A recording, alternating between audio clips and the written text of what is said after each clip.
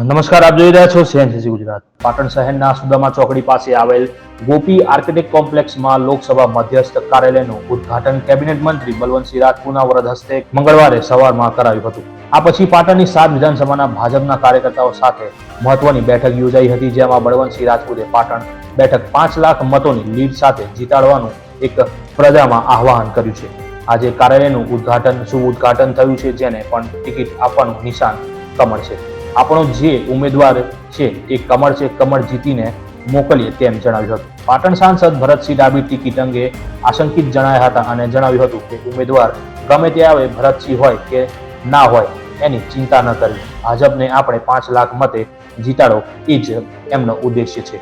Bureau chief, CNCC Gujarat, Patan.